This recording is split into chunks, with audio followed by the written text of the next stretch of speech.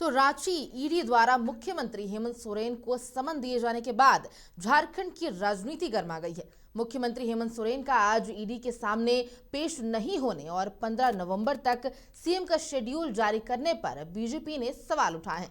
प्रदेश प्रवक्ता प्रतुल शाहदेव ने तंज कसते हुए कहा है कि ये गजब का इत्तेफाक है कि ईडी मुख्यमंत्री को 3 नवंबर को पेश होने का समन जारी करती है और उसके कुछ घंटे बाद ही मुख्यमंत्री का 15 नवंबर तक का विस्तृत कार्यक्रम जारी हो जाता है। देखिए, ये गजब का इत्तेफाक है कि माननीय मुख्यमंत्री को ईडी समन जारी करती है 3 नवंबर को पेश होने का, और उसके तुरंत बाद चंद घंटों के बाद ही मुख्यमंत्री जी का 15 नवंबर तक का विस्तृत कार्यक्रम उनका कार्यालय जारी करता है। तो जाहिर तौर पर मुख्यमंत्री जी की मंशा नहीं है कि वो 15 नवंबर तक ईडी के सामने पेश हो। हमें लगता है कि जब भी कोई इन्वेस्टिगेटिंग एजेंसी इस तरह का समन भेजती है तो और आप उच्च पदों पर है, संवैधानिक पदों पर है, तो आपको नजीर पेश करनी चाहिए, तुरंत उनके साथ कोऑपरेट करके। लेकिन मुख्यमंत्री जी कहीं ना कहीं ईडी के सामने पेश होने से बचते दिख रहे हैं, और हमें लगता है ये दुर्भाग्यपूर्ण है। लेकिन वो कहते हैं ना कि आप कितने दिन तक बचेंगे। मुख्यमंत्री जी 15 तारीख तक का शेड्यूल जारी कर सकते हैं, पर उसके बाद क्या? और ये उनके और ईडी के बीच में है कि ईडी उनको समय देती है कि नहीं। बहरहाल हमारा मानना था कि उन्हें ईडी के साथ कोऑपरेट करना चाहिए था, और अगर वो पाक साफ है तो डर किस बात का।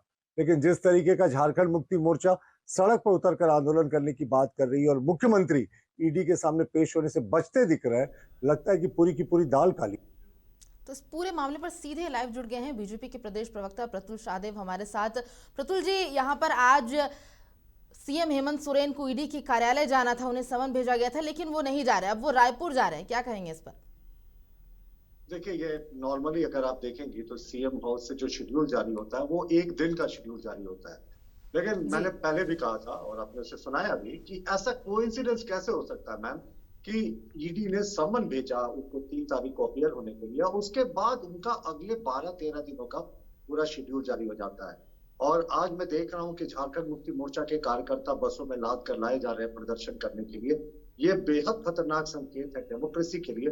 ये तो एक सीधा साधा करप्शन का केस है। ईडी ने इसे माना था कि सिर्फ एक जिले साहेबगंज में 1000 करोड़ का करप्शन हुआ है, और 3 लोग कहते हैं ना कि पाप का घड़ा जब भर जाता है तो वो फूटेगा ही।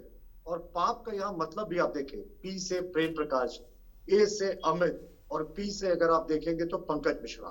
तो इनका पाप का घड़ा भर गया था और एक ना एक दिन इनको समन होना ही था। इनके तमाम सहयोगियों को ईडी ने बुलाकर पूछताछ की थी, और इन्वेस्टिगेशन में जैसे जैसे सबूत मिलते हैं दायरा बढ़ता है। लेकिन मुख्यमंत्री जिस तरीके से आज अपने दल के कार्यकर्ताओं को सड़कों पर उतरवा रहे हैं और तरह तरह की बातें हो रही है, खून बहाने की बातें हो रही है, तीर धनुष की बातें हो रही, भाई ये तो करप्शन का सीधा साधा मामला है, 1000 करोड़ के करप्शन का। उस समय इसमें सरकार कहां से आ गई, इसमें पार्टी कहां से आ गई? ये तो मुख्यमंत्री को ईडी ने समन भेजा है। लेकिन आप एक गलत नजीर पेश कर रहे हैं। उच्च पद पर बैठे लोगों को सरकारी एजेंसियों के साथ, कानून के साथ खिलवाड़ नहीं करना चाहिए। आप नया एजेंडा सेट करने की कोशिश कर रहे हैं, लेकिन ये मोदी जी का न्यू इंडिया है, यहाँ करप्शन एट हाई प्लेसेस बिल्कुल बर्दाश्त नहीं। जी बिल्कुल प्रतुल जी, और समन जारी होने के बाद सीएम हेमंत सोरेन ने यह भी कहा है कि राजनीतिक रूप से जो सरकार, जो विपक्ष, वो सामना नहीं कर पा रही बीजेपी, इस यही कारण है कि वो केंद्रीय जांच एजेंसियों का इस्तेमाल कर रही है और परेशान करने की कोशिश कर रही है। कौन किसको परेशान कर रहा है? क्या हमने कहा था माननीय मुख्यमंत्री जी को कि 1000 करोड़ का सिर्फ एक जिले साहिबगंज में पत्थर का घोटाला हो, अवैध खनन का? आप देखें एक कितना खतरनाक संकेत है। एक विमान वाहक पोत, एक बड़ा जहाज जिसमें फाइटर प्लेन्स को ले जाया जाता है, उस साइज का जहाज से ये गंगा नदी में साहिबगंज के इलाके में स्टोन्स की इलीगल माइनिंग और इलीगल ट्रांसपोर्टेशन करवा रहे थे, और सरकार को खबर ही नहीं था। ईडी ने उस पानी के जहाज को जब्त किया। उसके बाद मुख्यमंत्री के करीबी अगर आप देखें पंकज मिश्रा के घर जब छापा पड़ा तो मुख्यमंत्री के साइन किए हुए 2 चेक्स और उनका पासबुक मिला और 2 ब्लैंक चेकबुक्स मिला। अगर आप प्रेम प्रकाश की बात करें, सत्ता में एक बड़ा दलाल था, बहुत रसूख था इसका, इसके घर मुख्यमंत्री आवास में कार्य करने वाले 2 गार्डों के AK-47 बरामद होते हैं। और ये सीधा मुख्यमंत्री हाउस से कनेक्शन है कि नहीं है? अमित अग्रवाल के बारे में कहा जाता है कि रात के 9 बजे के बाद मुख्यमंत्री आवास में उसका आना जाना था। मुख्यमंत्री आवास का फुटेज निकाल कर देख लें। अच्छा, चलिए फुटेज की बात छोड़ दीजिए ना, अभी जो तस्वीरें सोशल मीडिया में वायरल है जिसमें वो प्रतिष्ठित उद्योगपति रतन टाटा से जिस तरीके से मुख्यमंत्री आत्मीयता से अकेले अमित अग्रवाल को मिलाते दिख रहे हैं, ये साफ है कि दोनों के बीच में क्या संबंध है।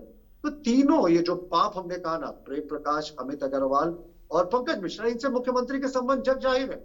तो ये संबंध तो होना ही था। ये एक करप्शन का केस है, इसे राजनीतिक एजेंडा इसलिए दिया जा रहा है कि मुख्यमंत्री के पास छिपाने के लिए काफी कुछ है। बिल्कुल प्रतुल जी, लेकिन एक सवाल ये भी उठ रहा है कि ईडी के रडार पर सिर्फ विपक्ष के चेहरे क्यों आ रहे हैं?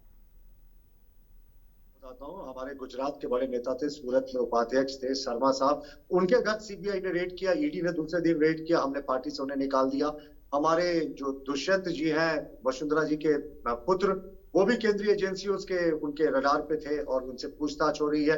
व्यापम घोटाले में हमारे नेताओं को पूछताछ की गई। और इससे पहले अगर आप जाएं तो हम जब सीबीआई की इन्वेस्टिगेशन की बात करते हैं तो राम जन्मभूमि का जिस समय मामला चल रहा था, उस समय हमारे तमाम बड़े नेता, लाल कृष्ण आडवाणी जी हो या मुरली मनोहर जोशी हो, उनको सीबीआई ने समन भेजा था। वो सीबीआई के सामने अपीयर हुए थे। उस समय उन्होंने तो नहीं कहा था कि राजनीतिक एजेंडा है, जबकि उस समय तो विशुद्ध राजनीतिक एजेंडा था। तो जब जैन हवाला केसेस में हमारे टॉप लीडरशिप सीबीआई के समन का सम्मान करते हुए अपीयर हुए थे 90s के दशक में, तो इस समय मुख्यमंत्री जी को इतनी परेशानी क्यों हो रही है? देखिए, साफ है, जिस तरीके का सबूत, जैसा मीडिया में खबरें हैं, जिस तरह के सबूत ईडी को हाथ लगा है, उसमें सीधे कांके हाउस की संलिप्तता बताई जा रही है इस पूरे खेल में। तो जाहिर तौर पर मुख्यमंत्री जी इससे बचने की कोशिश कर रहे हैं और ये दुर्भाग्यपूर्ण। बिल्कुल प्रतुल जी, आखिरी सवाल आपसे रहेगा, ये जो पूरी स्थिति बनी हुई है, बीजेपी क्या चाहती है? नहीं, हम कुछ नहीं चाहते। देखिए, हमारा पहला दो ही प्ली है। एक तो माननीय मुख्यमंत्री जी ने ऑफिस ऑफ प्रॉफिट का उल्लंघन किया है और खुद मुख्यमंत्री रहते हुए, माइनिंग मंत्री रहते हुए माइनिंग लीज को अपने नाम किया, जो कि आज तक देश में कोई दूसरा उदाहरण नहीं किसी मुख्यमंत्री ने ऐसा किया। हमने राज्यपाल को इसके लिए आवेदन दिया था, राज्यपाल इसे इलेक्शन कमीशन भेजा, इलेक्शन कमीशन ने हमारे द्वारा दिए गए दस्तावेजों को सत्यापित करा के मुख्य सचिव से वापस अपना ओपिनियन राज्यपाल को भेज दिया। देखिए, अब राज्यपाल को ये एजेंट कहते हैं बीजेपी का। राज्यपाल चाहते तो इलेक्शन कमीशन के पहले ओपिनियन पे वो कार्रवाई कर सकते थे, लेकिन कहते हैं ना, सिर्फ इंसाफ होना नहीं चाहिए, इंसाफ ऐसा होना चाहिए कि लोगों को भी लगे इंसाफ हो। तो राज्यपाल ने एक कदम आगे बढ़ते हुए दूसरे ओपिनियन के लिए इलेक्शन कमीशन और तमाम जो लीगल ओपिनियन है उसके लिए पत्र लिखा है। ये दूसरा ओपिनियन उन्हें लेना जरूरी नहीं था। तो हमारा मानना है कि मुख्यमंत्री जी ने ऑफिस ऑफ प्रॉफिट का उल्लंघन किया, उनकी सदस्यता जानी चाहिए। और जहां तक माइनिंग लीज का सवाल है, हमें लगता है कि ईडी एक स्वतंत्र एजेंसी है। ये यूपीए का शासनकाल नहीं है जब कांग्रेस को पिंजरे में कैद तोते की संज्ञा दी थी सुप्रीम कोर्ट ने। हमारी एजेंसी स्वतंत्र रूप से कार्य करती है। अगर हमारी पार्टी के नेताओं के खिलाफ शिकायत आती है तो करे विपक्ष, हम उसकी भी जांच करवाने को तैयार हैं। तो हमारा मानना है कि मुख्यमंत्री को जांच में कोऑपरेट करना चाहिए।